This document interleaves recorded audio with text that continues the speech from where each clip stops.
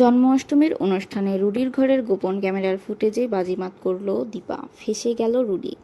হ্যাঁ বন্ধুরা, আমরা এমনটাই দেখতে পাবো অনুরাগের ছোঁয়া ধারাবাহিকের আগামী পর্বগুলোতে। দীপা সেনগুপ্ত বাড়িতে জন্মাষ্টমীর পুজোর আয়োজন শুরু করে দেয় এবং দীপা সবাইকে অবাক করে দেয়। দীপা বাড়ির বড় বউয়ের অধিকারের জোরেই সবকিছু করতে থাকে।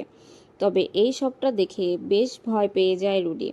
ভাবতে থাকে, এই দীপা যা কিছু করতে পারে, দীপার দ্বারা সব সম্ভব। যে কোনো সময় আমি ধরা পড়তে পারি, আমার চুল ধরে টানাটানি করতে পারে, আমার মুখোশ খুলে যেতে পারে। মমকে ডেকে নিতে হবে। তবে কুন্তলাকে ফোন দিয়ে ডাকে রুডি, কিন্তু কুন্তলা আসার আগেই দীপা ফাঁদ পেতে ফেলে। দীপা বুঝতে পারে নিজের পিঠ বাঁচানোর জন্য, নিজেকে আড়াল করার জন্য, সেভ করার জন্য নিজের মাকেই ডেকেছে রুডি। তবে দীপা এটাও বুঝতে পারে যে আজই রুডির শেষ দিন, আজকেই যা করার করতে হবে।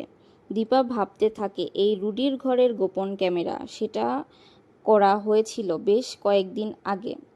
আশা করি এই ফুটেজ সবার সামনে আনলে সবাই সবটা বুঝতে পারবে।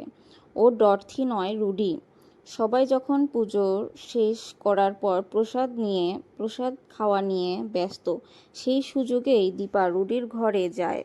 রুডির ঘরের থেকে গোপন ক্যামেরা খুলে তার ফুটেজ কালেক্ট করে দীপা, এবং ওই ফুটেজটা নিয়ে দীপা নিচে নেমে আসে। রুডি যখন এক কোণায় আড়ালে দাঁড়ায়, তখন দীপা সোনার কাছে যায় এবং সোনাকে বলে, সোনা, আজ আমি প্রমাণ করে দেব যে এই ডরথি অন্য কেউ নয়, রুডি।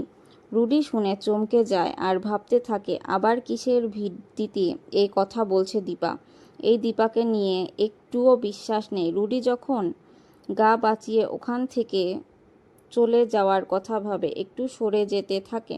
দীপা তখন বলে, দাঁড়ান মিস ডরথি, কোথায় যাচ্ছেন? আগে তো এই ভিডিওটা দেখে যান। কিসের ভিডিও? কোন ভিডিও?